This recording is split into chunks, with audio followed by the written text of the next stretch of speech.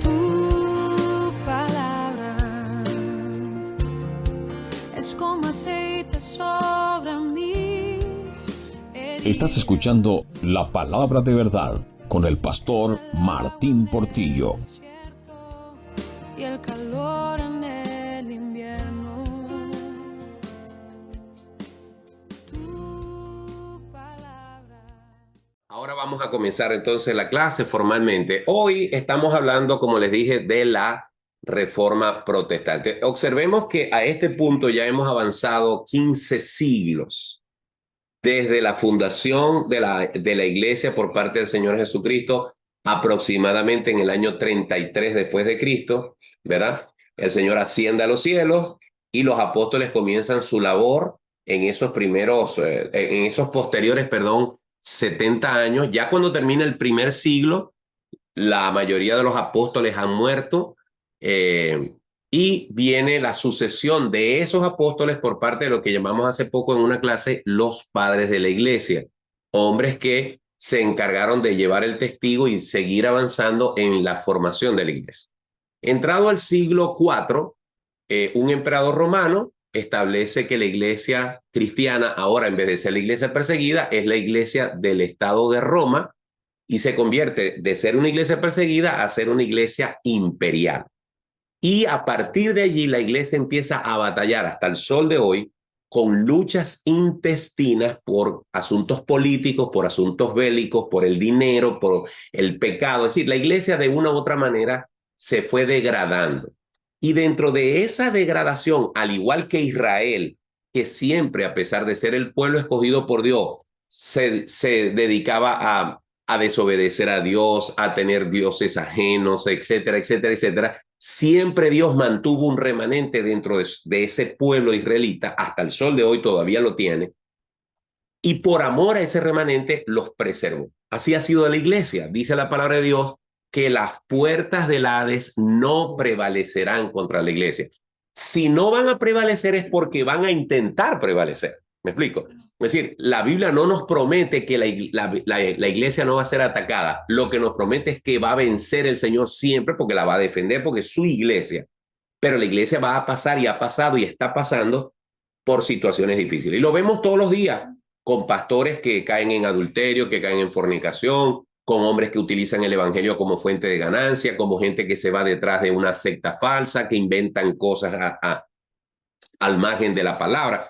Así que la iglesia del Señor Jesucristo siempre ha estado bajo ataque, pero el Señor sabe y conoce quiénes son los suyos, ¿verdad? Y bajo esa perspectiva es que hemos estado haciendo este estudio de cómo la iglesia cristiana en todos estos siglos se mantiene siempre un remanente fiel a las enseñanzas del Señor. Ahora, cuando llega este punto de la Reforma Protestante, la iglesia católica, la iglesia romana, es la iglesia universal, es la iglesia imperante en toda Europa. Gran parte del mundo conocido está bajo el régimen de los católicos. Ya ha habido, o en este periodo se va a dar el descubrimiento de América, etc.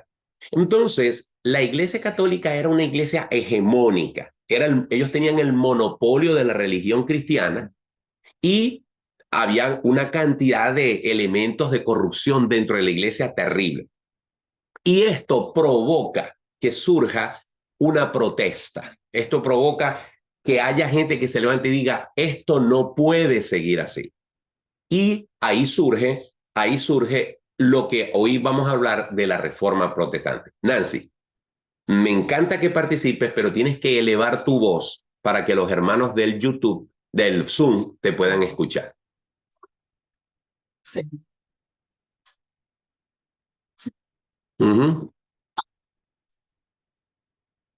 Claro.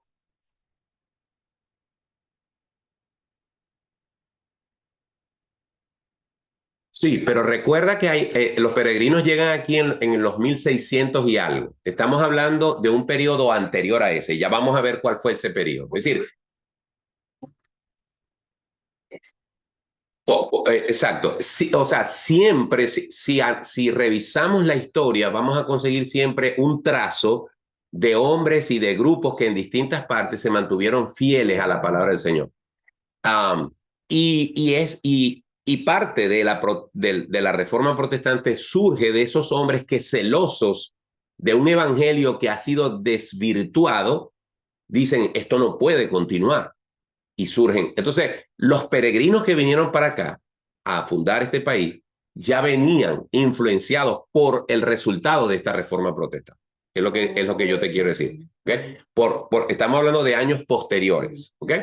Ahora, precisamente para aclarar tu duda, vamos a hablar de qué periodo estamos hablando. ¿Ok? Perdón. ¿Por qué no minimizo qué? ¿Por qué no minimizo eso? Porque a mí me interesa que en la grabación aparezca yo hablando para que la gente del YouTube, de YouTube pueda ver quién está hablando en este caso. Pero de todas maneras, voy a ponerlo aquí en una esquinita a ver si... Y ahí yo desaparecí, no sé cómo hacer. Bueno. Ok, entonces, el periodo del que estamos hablando va del 1453 después de Cristo, que es la caída de Constantinopla, es decir, es la caída de lo que llamaban el reino o la iglesia ortodoxa, o más de la iglesia no, del sistema que tenía el Imperio Romano allí todavía patente en esa zona del mundo. Comienza con este tiempo, 1453, y el periodo de la Reforma va a verse culminado con la Guerra de los 30 años. De eso vamos a hablar al final de la clase, que estamos hablando del año 1648. Si ustedes toman una calculadora, se van a dar cuenta que por 5 años no se completaron 200 años. O sea, este es un periodo de 200 años. ¿Ok? ¿Por qué un periodo de 200 años si Martín Lutero nomás vivió entre el 1400 y pico y el 1500 y pico? Y uno siempre asocia Reforma Protestante con Martín Lutero. Porque esto de la Reforma Protestante tuvo sus antecedentes, la Reforma Protestante como tal y unas consecuencias. Entonces, cuando ustedes suman los antecedentes de la Reforma como tal y los resultados de la Reforma, ese periodo abarca más o menos 200 años.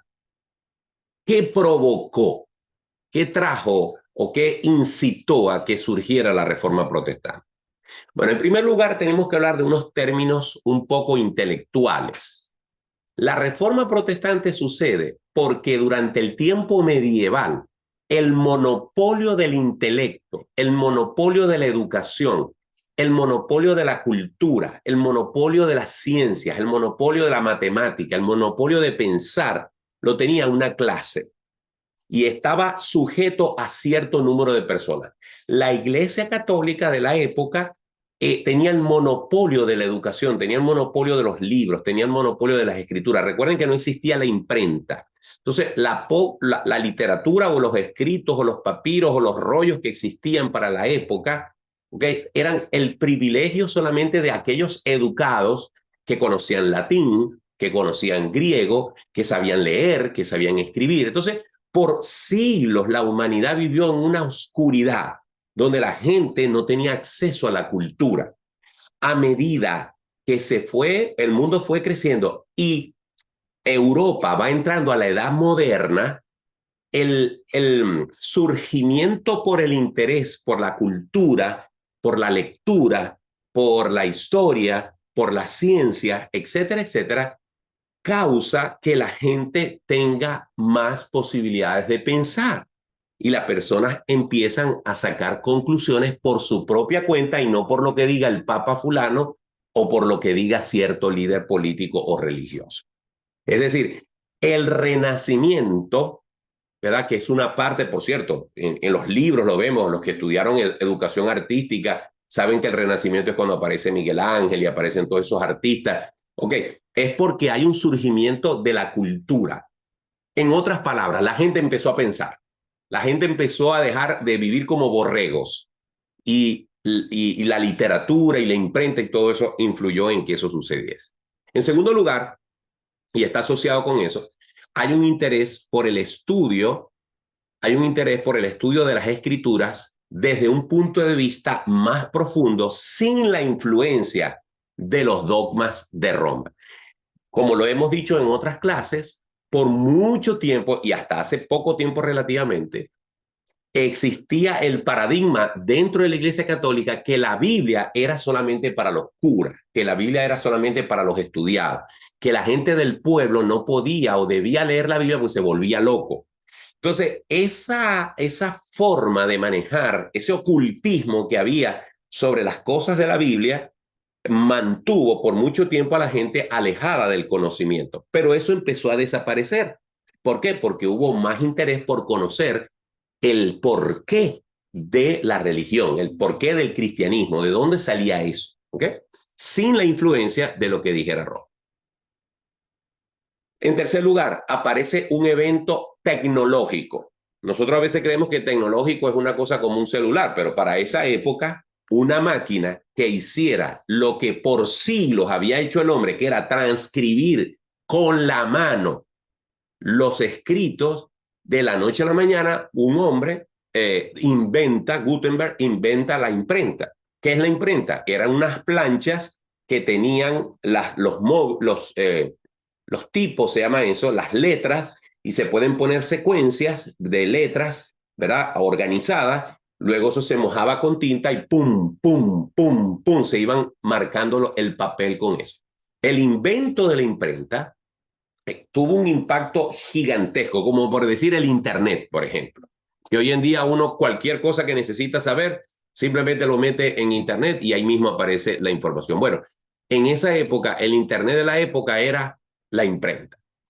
La Biblia, una Biblia, en la época que se inventó la imprenta, podía costar 1 año de salario de cualquier persona, porque la Biblia había que escribirla. O sea, si tú recibías una Biblia, era escrita a mano. Entonces, si tú querías comprar una Biblia, tenías que dar tu aporte, tu salario de 1 año. ¿Quién iba a comprar una Biblia? Nadie. Pero una vez que Gutenberg inventa la imprenta, el primer libro que se imprimió fue la Biblia. Entonces la Biblia empezó a venderse o a estar a disposición en forma masiva. Conclusión, más gente tuvo acceso a la palabra de Dios, y cuando la gente empieza a leer, ¿verdad? Se va dando cuenta de cosas que le habían metido el cuento desde hacía mucho tiempo y no era así.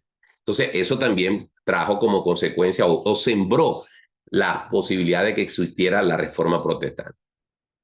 También hay un aspecto importante, hay un espíritu nacionalista, y aquí es importante detenernos para decir lo siguiente. Desde que Constantino instaura que la Iglesia Católica es la iglesia del Estado, y prácticamente se mezclaron, se fusionaron las dos cosas, es decir, el Papa era más bien el presidente, el Papa era el líder político, no solamente religioso, sino político. Entonces, las iglesias católicas de toda Europa y de los países que ya para este tiempo se han ido definiendo, Alemania, Suiza, Francia, Italia, Noruega, Dinamarca, Holanda, etcétera. Todos esos países estaban bajo la hegemonía de la Iglesia Católica, y las iglesias de esos países estaban bajo la hegemonía de Roma. Entonces empezó a surgir en esos países este pensamiento: ¿por qué nosotros tenemos que estar sujetos a alguien que está en Roma? Y ese es el que dice quién va a ser el cardenal tal, el arzobispo tal, el cura tal, el párroco tal. No, nosotros debemos tener nuestra propia iglesia. Entonces ese espíritu de independencia nacionalista y de tener una iglesia nacional y no universal trajo como consecuencia que también muchos quisieron independizarse de Roma. Y eso puso el caldo de cultivo que se necesitaba para que la reforma se presentase. Recuerden, estamos analizando los distintos ingredientes que trajeron como consecuencia la reforma. Y el detonante, después que ya estaba lista la bomba, vamos a decirlo así, después que ya estaban dadas las condiciones, el detonante, el gatillo que hace estallar la Reforma Protestante es cuando surgen las denuncias en contra de cosas que eran aberrantes dentro de la Iglesia Católica. Entre esas, las indulgencias. Las indulgencias no eran otra cosa que un sistema que inventó la Iglesia Católica, un papa en particular, para recoger dinero y terminar el templo de la Capilla Sixtina en Roma, hacía falta plata. Entonces, para recolectar ese dinero, él mandó a una persona a que fuera por Europa ofreciéndole a la gente que si querían perdonar sus pecados, tanto los que estaban vivos como los que ya habían muerto y estaban en el purgatorio purgando su pena, ellos compraban unos títulos que les remitían los pecados. Y él decía, este hombre que promocionaba esto, que una vez cayera el dinero en el cofre, inmediatamente el alma salía del purgatorio. ¿Ok? Entonces, este tipo de cosas que la gente empezó a comprar, porque, no, si el Papa dice que con esto mi papá, mi mamá o mi hermano o lo que sea va a salir del purgatorio y yo voy a librar todas mis fornicaciones, adulterios, mentiras, lascivias, malos pensamientos, etcétera, bueno, yo también quiero un ticket de eso. Pues. Entonces, esto indignó a gente como Martín Lutero, que era un sacerdote católico, pero que decía esto no puede ser. Entonces, Martín Lutero, tendríamos que contar toda la historia de Martín Lutero y no tenemos tiempo para eso. Pero Martín Lutero, solamente voy a decir algunas de las anécdotas que hay sobre Martín Lutero. En una ocasión, Martín Lutero fue a Roma y cuando empezó a subir la Escala Santa, que es una escalera gigantesca que hay ahí en Roma, el pensamiento que él no podía dejar de tener en su mente es lo que dice la Biblia cuando dice, el justo por la fe vivirá. El justo por la fe vivirá. Y él no podía entender cómo, si la Biblia prometía que la justicia divina venía por la fe, la iglesia enseñara que era por las obras. Entonces, entre las cosas que a él lo desencantó fue eso. Así que, ¿cómo se llama? Lutero, ¿verdad? Se convierte en el propulsor de la reforma. Estoy viendo la mano levantada de Itzae. Vamos a ver qué nos quiere decir Itzae. La mía también. Y después Omar. Adelante, Itzae. Cuenta. Bendiciones, hermanos. Lo que estuve investigando en cuanto a las indulgencias fue propuesta por el Papa León X para terminar la construcción de la Capilla Sixtina y la Catedral de Pedro. Pero como sabía que por él solo no iba a lograrlo, él contrató al, ¿cómo que se llama? Es un nombre raro, John Tetzel, que él era un sacerdote que tenía mucha oratoria. Entonces, él iba a cada lugar de Europa diciendo que él llevaba un cofre y mostraba ilustraciones de almas en pena en el purgatorio. Entonces, cuando la gente veía eso, le dolía en el alma porque decían, ay, si algún familiar mío está ahí pagando, entonces, ¿qué hacían? Vendían indulgencias que eran horribles. Según decían, vendían lo que eran los clavos de Cristo en la crucifixión, frascos con según leche de la Virgen María, hasta incluso unas plumas del ángel Gabriel. Entonces, la gente compraba eso con dos motivos. Uno era para salvarse ellos mismos del castigo en el purgatorio y para sacar a sus familiares. Una de las más crueldades que hizo este hombre, Juan Tetzel, fue decir que con cada moneda que sonara en el cofre, un alma salía del purgatorio. Exacto. Oye, Isaías, buenísimo. Gracias por adicionar a nuestra clase semejante información. Muy, muy, muy buena tu participación. Gracias por eso. Omar, ¿qué ibas a decir tú? Los católicos actualmente siguen siguiendo el rule ese de que si tú pagas te sacan del purgatorio. Sí, de hecho, no sé si voy a tener tiempo, se los puedo mostrar al final de la clase. Hay un sacerdote católico que ya murió, que salía en el canal EWTN, que es un canal que pasan por el cable. Y este sacerdote español, él tiene un video en YouTube que se llama ¿Cómo sacar un alma del purgatorio? Y él explica que si una persona reza y hace esto y esto y esto, o sea, te da la fórmula. Parecen las reglas de un juego de mesa, porque él dice, si haces esto y esto, pero tienes a esta, o sea, pones esto aquí, pones esto allá, puedes sacar hasta tantas almas. Es una cosa increíble. Vamos a ver. No. En este caso, él no habla de pagar. Él habla de que tú en tu casa, rezando el rosario, él lo llama por las intenciones del Papa, tú puedes sacar un alma del purgatorio. Y te da toda una cantidad de reglas de normas, parece, repito, como la regla del juego 1, de ese de que los muchachos dicen, si pones la carta así, si la pones asado no vale, y prácticamente tú escuchas ese video y es el juego 1 de cómo sacar un alma del purgatorio. ¿Ok? Así que...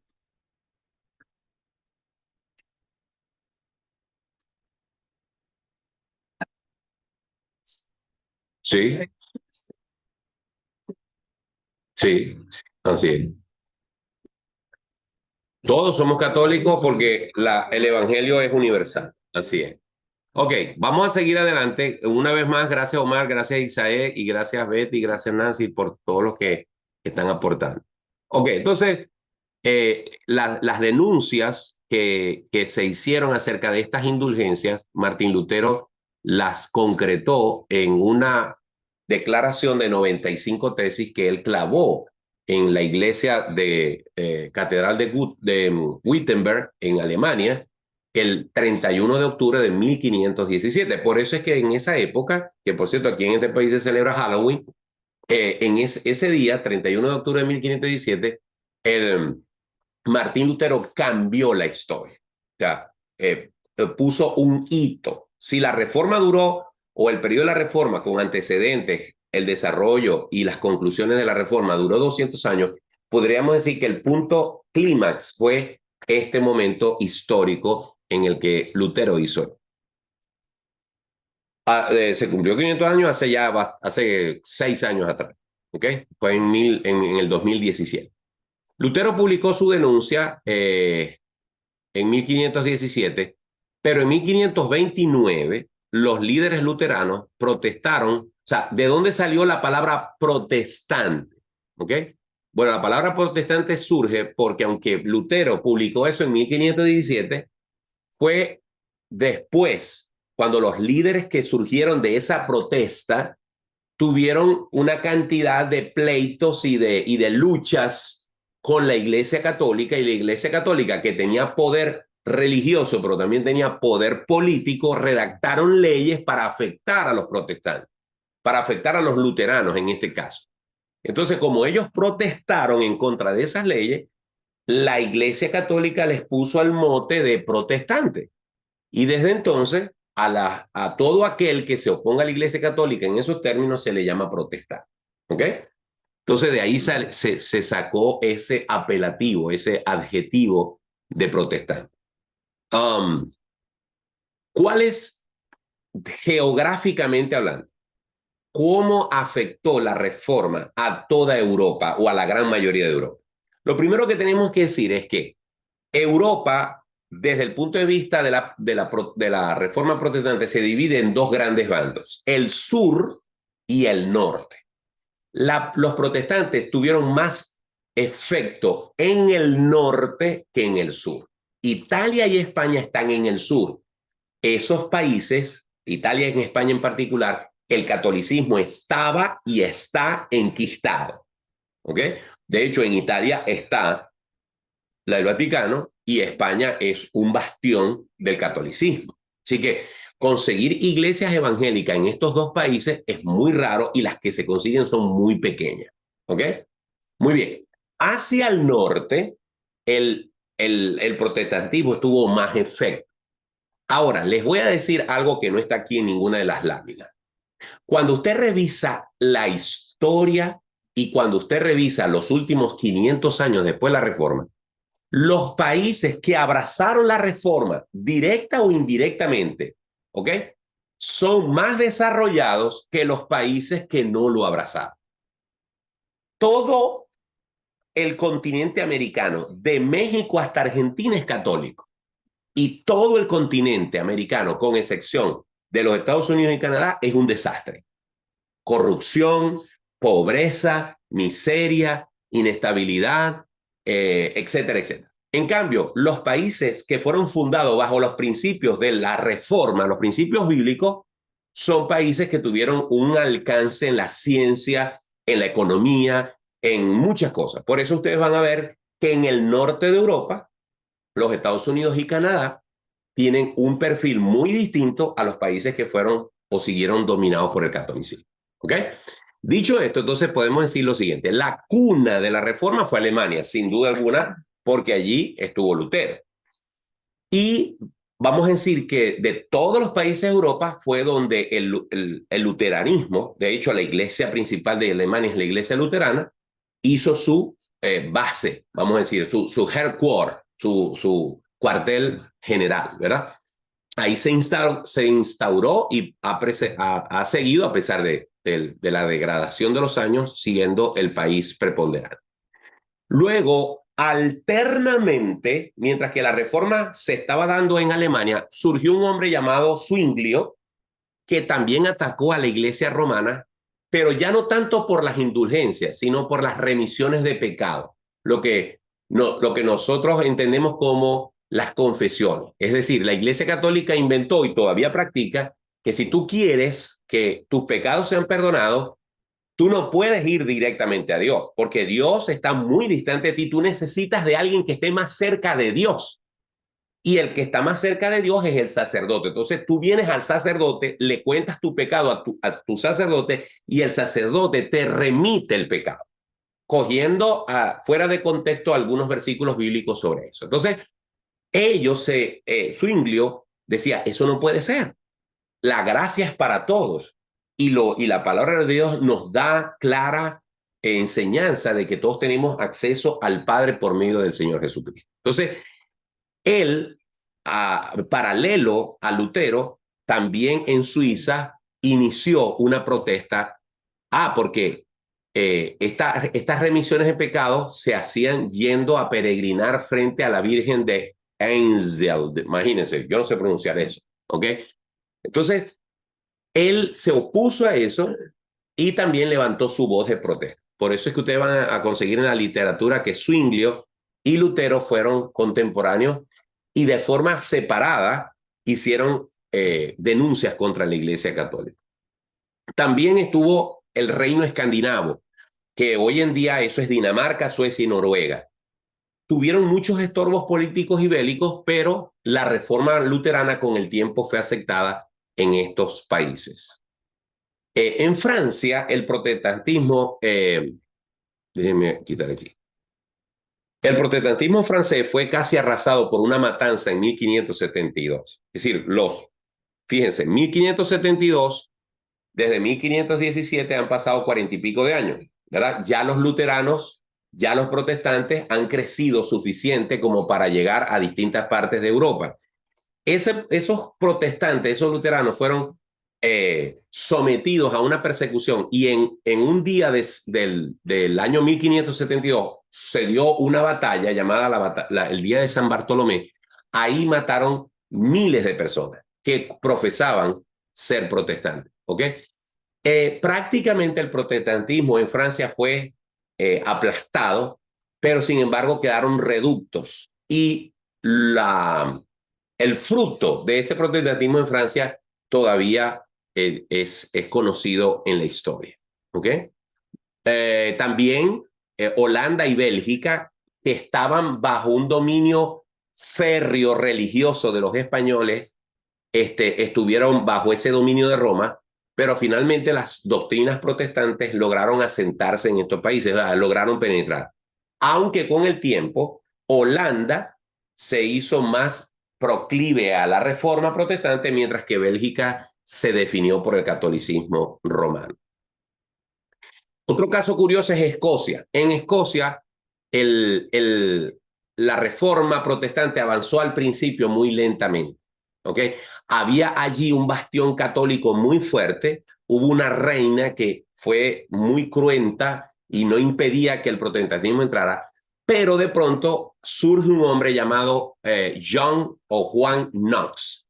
Y Juan Knox era un hombre radical, un hombre que abrazó las doctrinas de Calvino, de quien vamos a hablar ahora, que también tiene un fundamento protestante, y al abrazar estas doctrinas protestantes, él se enfrentó a estos grupos de poder, logró vencer y hizo que la iglesia presbiteriana, que surge también de estos movimientos protestantes, se llegara a convertir en la iglesia oficial de Escocia. Yo no sé si ustedes han visto que en esa zona de allí hay guerras en los últimos 50, 60 años, hay profundas guerras en Escocia entre protestantes y católicos, porque se han mantenido siempre en la lucha. Pero definitivamente Juan Knox influyó mucho en Escocia. Ok, eso es para mencionar cómo se repartió el protestantismo dentro de lo que fue la Europa como tal. Ahora, ¿cuáles son algunos principios, independientemente del país? Si fue Escocia, si era Holanda, si era Bélgica, si era Alemania. Hubo unos principios en la Reforma que fueron, vamos a decir, parejos, ¿no? Y que eran los pilares del protestantismo. Uno es, el protestantismo dice que la verdadera religión se tiene que fundar en las sagradas escrituras. Esto es clave y lo hemos hablado ya muchas veces. Usted no puede basar su fe en lo que dijo el pastor tal, ni en lo que dijo el apóstol tal, ni en lo que dijo el papa tal, ni en lo que dijo X tal. Usted tiene que basar lo que cree y la predicación de su doctrina en base a las escrituras. Y la Iglesia Católica dice que no. La Iglesia Católica dice que las escrituras las interpreta la Iglesia y que por encima de las escrituras está la tradición y lo que diga el Papa X que esté de turno, lo que llaman las encíclicas papales. ¿Okay? Así que uno de los fundamentos de los protestantes, de la Reforma protestante, es nosotros creemos lo que está en la Biblia. Si está en la Biblia, sí. Si no está en la Biblia, no. Entonces, eso es fundamental. Y por eso el rechazo de mucha gente cuando te ven con la Biblia. Porque cuando tú le dices, pero ¿dónde está eso en la Biblia? No les gusta. Entonces te dicen, pero es que ustedes todo lo quieren sacar desde la Biblia. ¿Y de dónde más? Si estamos hablando del Evangelio, tenemos que ir a las Escrituras. Ok, otra cosa que es fundamental en el principio de la Reforma es que la religión, es decir, el manejo de los conceptos que tienen que ver con Dios, con la salvación, etcétera, tienen que ser desde una perspectiva racional e inteligente. Es decir, yo tengo que investigar, yo tengo que sacar mis propias conclusiones, yo tengo que argumentar y saber por qué yo creo en lo que creo. Es decir, no puedo dejarme meter el cuento de cualquiera. Yo tengo derecho a saber y tengo derecho a investigar y tengo derecho a saber y a convencerme o que me convenzan con argumentos válidos. También la religión debe ser personal. Es decir, yo no tengo ni necesito de intermediarios. Yo no necesito de un sacerdote, yo no necesito de un pastor, yo no necesito de un ministro para que me conecte con Dios. Y esto yo lo quiero reiterar. Todavía yo noto dentro de nuestra propia iglesia que la gente piensa que la oración del pastor llega más rápido al cielo que la mía. Y yo no tengo problemas en orar por nadie. Mi labor como pastor es cuidar a las ovejas. Y si una oveja quiere que yo ore por ella, la Biblia me dice en Santiago que los ancianos deben visitar al enfermo y orar por él. Pero nuestra oración no es una oración que está creando un puente entre Dios y el enfermo, entre Dios y el pecador. Él tiene acceso directo. Es decir, la relación con Dios es personal, no es una relación que está mediatizada por otra persona. Pero en el catolicismo, que es la razón por la que surge la Reforma, sí era así, ¿ok? Y sigue siendo así. Y la religión debe ser espiritual y no formalista. ¿Cuál es el gran problema de las religiones como el catolicismo? Que todo es un rito, ¿ok? Si yo quiero sentir que Dios me perdonó, yo tengo que hacer el rito de la confesión y luego tomo o participo del rito de la Eucaristía. Entonces yo voy al sacerdote, me confieso, le cuento mis pecados, él me pone unas penitencias, me dice lo que tengo que hacer y luego yo voy, autorizado por él, a tomar el cuerpo de Cristo y la sangre de Cristo. Entonces yo siento como católico que ahí toda la suciedad y pecado que había acumulado desde la última confesión se limpian, ¿verdad? Como un purgante, y entonces ya estoy listo para volver otra vez a comenzar el ciclo de pecar, pecar, pecar, hasta la próxima confesión. Entonces, esto es algo que está basado en un rito. Cuando la Biblia dice claramente en Juan capítulo 4 que Dios es espíritu y los que le adoran es necesario que adoren en el espíritu. La relación con Dios no puede estar basada en ritos, tiene que estar basada en una relación íntima, espiritual, a través de la oración, a través de un deseo profundo de ser lleno del Espíritu Santo y de vivir en obediencia a su palabra. No porque yo fui a la iglesia, no porque diezmé, no porque ofrendé, no porque tomé la Santa Cena, no porque leí la Biblia, no porque tengo la Biblia abierta en el Salmo 23. O sea, esas cosas ritualísticas que me dan paz no son las que realmente efectúan el cambio en mi vida. Lo que realmente cambia mi vida es el poder del Espíritu Santo en mí. Y mientras que yo no tenga una relación espiritual con Dios, no se van a ver los cambios en mi vida. Y por último, la iglesia, este quizás es uno de los principios menos espirituales, pero tiene que ver con lo que después decantó en lo que se llama la separación iglesia y Estado.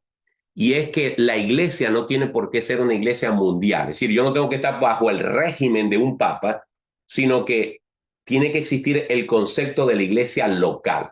La iglesia bautista de Lakeland es un cuerpo local, independiente.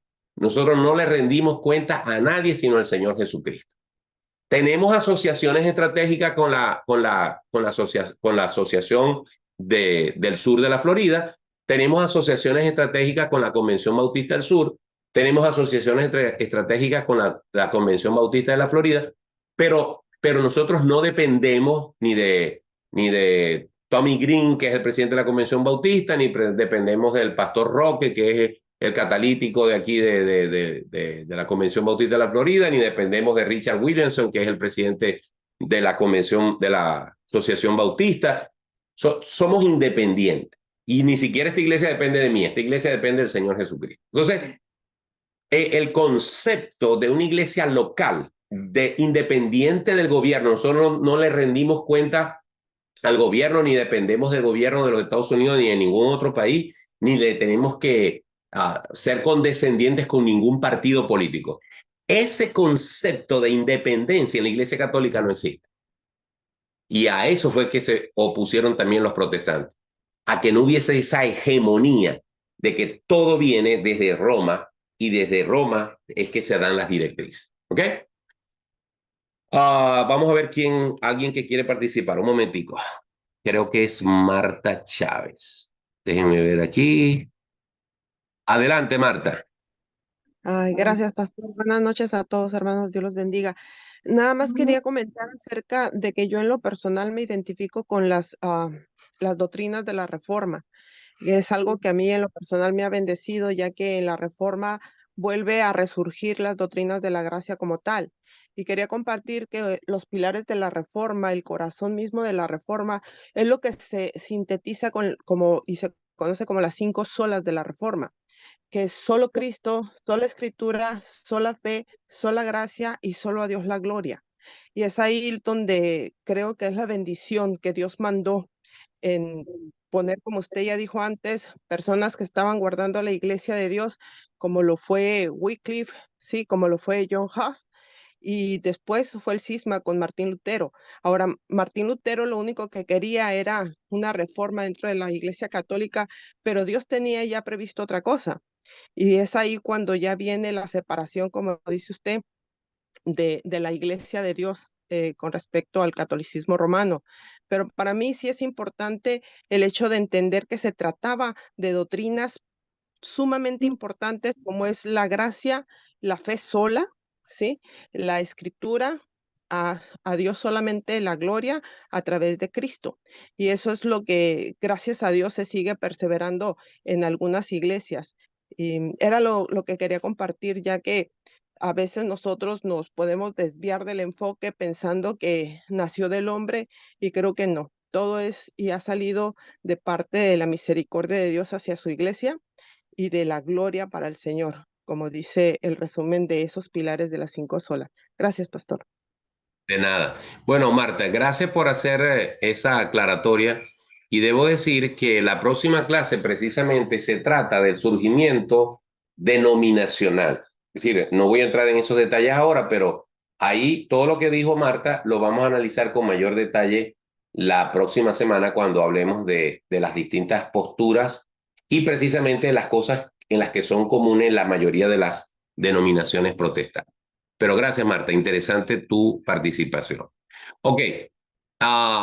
Hubo el surgimiento de la Reforma trajo, por supuesto, movimientos de tipo político y de tipo religioso dentro del continente europeo. Y no es menos cierto que hubo luchas fuertes, intestinas, entre protestantes y europeos, protestantes y católicos. Y la Iglesia Católica no se quedó quieta. La Iglesia Católica no se iba a dejar quitar su reinado tan fácilmente y surge lo que se llama la Contrarreforma. Parte de esa Contrarreforma está representada por un concilio católico que duró casi 20 años, entre el 1545 y a 1563.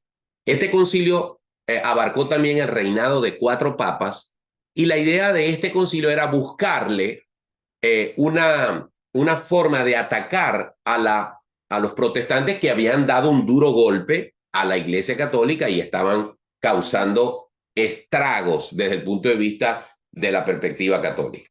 Y una de esas cosas que buscó ese concilio era hacerse una autocrítica y decir, bueno, de verdad se nos pasó la mano, ¿no? Con todas esas cosas que estamos inventando de las indulgencias, tenemos que ver cómo lo dosificamos, ¿no? O cómo podemos compensar esa imagen que hemos causado. Vamos a ver cómo la contrarrestamos.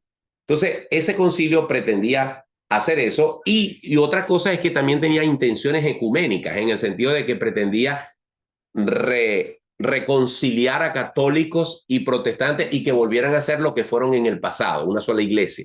Pero eso no fue posible. Es decir, hasta el sol de hoy el cisma existe. De hecho, los católicos nos llaman a nosotros los hermanos separados. No sé si sabían eso. ¿Ok? Ok. Otra de las cosas que pasaron es que surgió, producto de la Contrarreforma, surgió dentro de la Iglesia Católica, producto del liderazgo de un hombre llamado Ignacio de Loyola, surgió lo que se llama la Orden de los Jesuitas.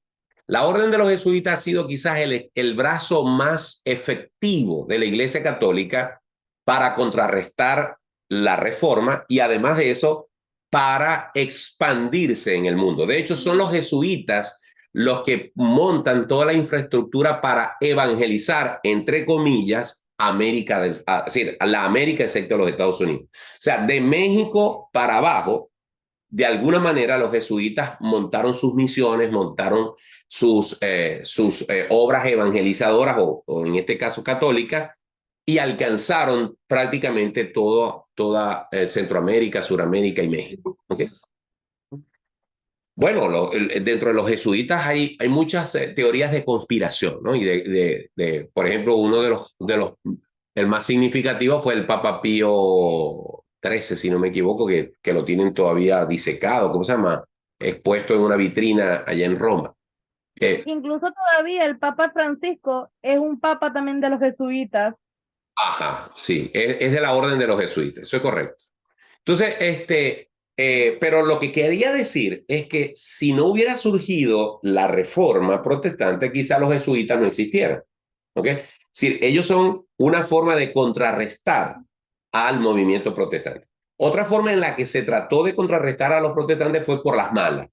Y por eso hubo mucha persecución, en unas partes más cruenta que en otras.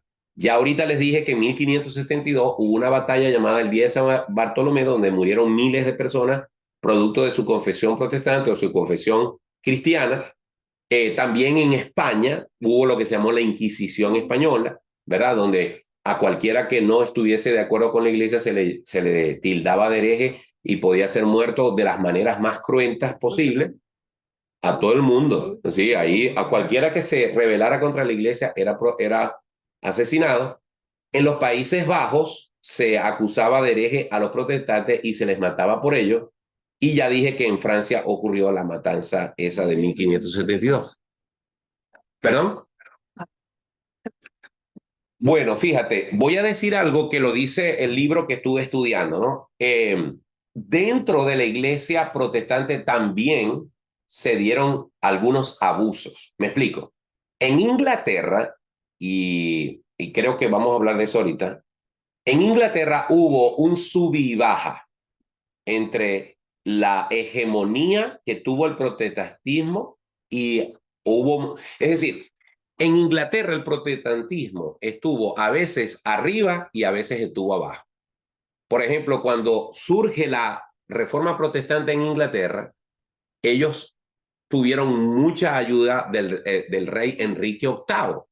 Pero Enrique VIII no los estaba ayudando precisamente porque él era un ángel de luz, sino porque Enrique VIII estaba peleado con la Iglesia Católica porque no le aceptaban el divorcio que tenía con su esposa Catalina. Y por eso es que surge la Iglesia Anglicana. Al final, Enrique VIII le dio cierto poder a los protestantes al principio, pero después se los quitó. Entonces, los protestantes en Inglaterra hubo una época en la que cayeron en desgracia bajo otra reina que los persiguió. Luego volvieron a surgir y así estuvieron en ese sube y baja. ¿Ok? Cuando los protestantes de Inglaterra llegaron a tener poder, también cometieron persecuciones contra los católicos que habían caído en desgracia. Es decir, en medio de todas estas batallas de tipo religiosa, siempre surge la carnalidad del hombre que en nombre de Dios y en nombre de su posición religiosa quieren pasar por encima de los demás. Yo conozco gente que se llama cristiana, pero están pidiendo la cabeza de los palestinos, por ejemplo. Y dicen desde su posición pro-Israel que a los palestinos hay que arrasar con ellos, siendo la persona cristiana. Los he visto en Facebook, diciendo que como esos son el pueblo de Dios, ¿verdad? Israel es el pueblo de Dios, entonces hay que arrasar con los palestinos y hay que acabar con ellos.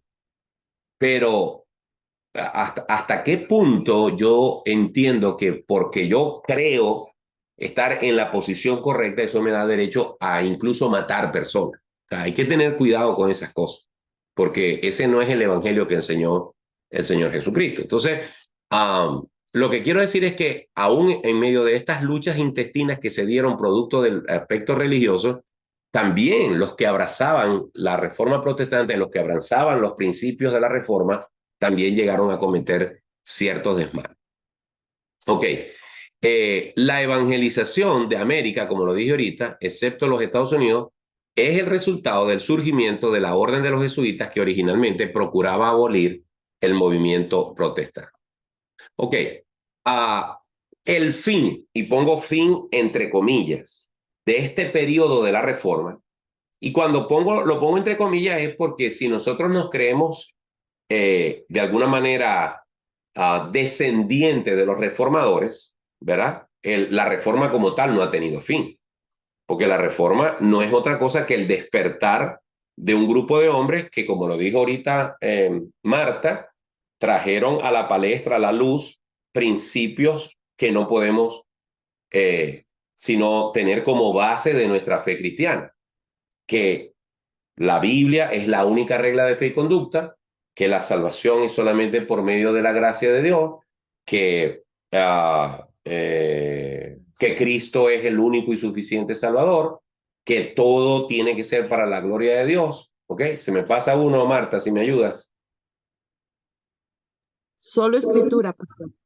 No, eso lo dije al principio. Solo escritura, solo gracia, solo sola fe, ¿ok? Que la salvación es por la fe y que toda la gloria es para Dios. O sea, esos son 5 principios fundamentales que los sacó a la luz, que los retomó, que los recuperó, que los predicó, ¿verdad? La reforma protestante y que son la base del evangelio. O sea, la reforma no inventó nada. Eso está en la escritura.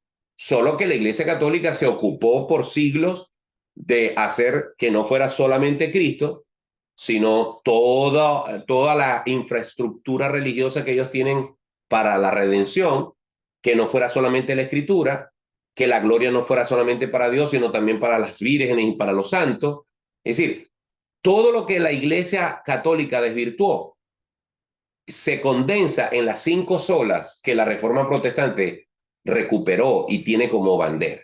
Entonces, desde ese punto de vista, la reforma protestante sigue vigente, pero desde el punto de vista histórico, desde el punto de vista del tiempo, la reforma tuvo un periodo, como lo dije, los antecedentes, su estallido y sus resultados. Y ese periodo concluye con una cosa llamada la Guerra de los 30 años. Se le llama así porque comenzó en 1618 y terminó en 1648. Fue una guerra que surgió porque en lo que hoy en día es Checoslovaquia, ¿okay? Una ciudad que se llamaba Moemia, la gran mayoría de los que vivían allí eran protestantes, pero el rey que estaba allí era católico. Y él pretendió, a través de leyes y de decretos, hacer que todo el pueblo se sujetara a él como católico, siendo ellos protestantes. Entonces, hubo una sublevación en contra de ese rey. Y eso desencadenó una serie de hechos y se dividió Europa en dos grandes bandos, donde podríamos decir que un bando representaba a los protestantes y un bando representaba a los católicos. Y eso trajo una serie de luchas fuertes, peleas, batallas, muertos, etcétera. Se calcula que murieron unas 4 millones de personas producto de esa guerra que duró casi 30 años y terminó con eso se llama, aquí está, con la paz de Westfalia. Déjenme reducir aquí esto. Terminó el conflicto con la firma de la paz de Westfalia. Nadie salió ganador desde el punto de vista bélico, pero simplemente lo que eso trajo como consecuencia es que si ustedes revisan en el internet, algunos dicen que quienes ganaron eso fueron los católicos. Por supuesto, usted se va a dar cuenta que quienes dicen eso son católicos, ¿ok? Y si va del lado protestante, va a conseguir lo contrario. Pero siendo objetivos, lo único que hizo esta guerra fue dejar más definido los países y las iglesias, como lo dijimos al principio de la clase. Es decir, el norte de Europa se caracterizó por ser más protestante que el sur. O sea, Francia, España, Italia siguieron siendo más católicos que los países que estaban más haciendo. ¿Ok? Hemos tratado de hacer un análisis desde el punto de vista no solamente religioso, sino desde el punto de vista también histórico y desde el punto de vista político. Ok, termino con esto. Y son algunos, los voy a mencionar nada más, de los personajes que tuvieron mucho que ver con la protesta o con la reforma protestante. Uno fue Erasmo de Rotterdam, un hombre que protestó contra la Iglesia Católica mucho antes que Lutero, ¿ok? Tradujo el Nuevo Testamento del griego al latín, pero este Erasmo nunca se identificó como protestante. De hecho, él se seguía identificando como católico, aunque fue un férreo crítico del catolicismo, pero también fue un gran crítico de los reformadores protestantes. Así que él... Adelante, Marta. Sí, nada más quería mencionar que Erasmo de Rotterdam, él era un pensador humanista dentro de lo que era el movimiento católico. De hecho, él era también un arduo defensor del libre arbitrio, y él tuvo mucha polémica con Lutero, porque él no reconocía o no quería reconocer que es por gracia, como las 5 solas lo indican. Entonces, fue un personaje, un intelectual, pero que él sí efectivamente denunciaba algunas de las críticas hacia la Iglesia Católica, pero él era muy humanista. Él era un hombre que se opuso completamente a Martín Lutero y con ello a la Reforma Protestante. Era lo que quería contribuir, pastor. No, y excelente. Recuerden que cuando hablamos de reforma protestante, tenemos que tomar en cuenta que el punto central es la contradicción de lo que dijera la Iglesia Católica. Es decir, la reforma protestante es contra la Iglesia Católica como tal y sus enseñanzas. Entonces, cualquiera que asumiera una posición de contrariar esas enseñanzas, aunque no coincidiera, por ejemplo, con Lutero o con Calvino, también se le podría tomar como alguien que protestaba. Pues en este caso, Rotterdam, Erasmo fue un protestante, aunque incluso no no era precisamente muy amigo de Lutero, que se diga. ¿Okay? El otro fue el personaje clave, sin duda, fue Martín Lutero. Su desencanto de la Iglesia Católica comenzó en el año 1511, cuando fue enviado a Roma a estudiar y vio de cerca todas las cosas que al final lo terminaron de desencantar y darse cuenta que la Iglesia Católica no era otra cosa sino que un cúmulo de corrupción, de mezcla de lo político con lo religioso, de ostentación por los grandes templos, etcétera, y por supuesto la inconsistencia de sus enseñanzas con lo que decía la Escritura. ¿Ok? Lo que desencadenó su protesta fueron las indulgencias, y eso lo hizo cuando clavó las 95 tesis en la Catedral de Wittenberg. Cuando el Papa lo excomulgó en ausencia, porque él no fue a recibir la excomulgación, y le dieron lo que llaman la bula papal, que no es otra cosa que un decreto, un sello del Papa diciendo estás excomulgado de la Iglesia, él agarró en símbolo de protesta y quemó esa bula papal. O sea, él dijo, ni me interesa. ¿Ok? Y en 1521, cuando se le convocó a lo que se llama la Dieta de Worms, donde él tuvo, vamos a decir, una especie de juicio, surgió básicamente su defensa, y cuando lo conminaron a que se retractara de todo lo que había escrito, él dijo, primero reconoció que todo lo que se le acusaba era verdad. Todo lo que le decían, ¿esto lo escribiste tú? Sí, eso lo escribí yo. Y cuando le dijeron, bueno, ¿te retratas o no te retractas? Dijo, no, si no me dan evidencia por la palabra de Dios de que lo que yo escribía está mal, no me voy a retratar.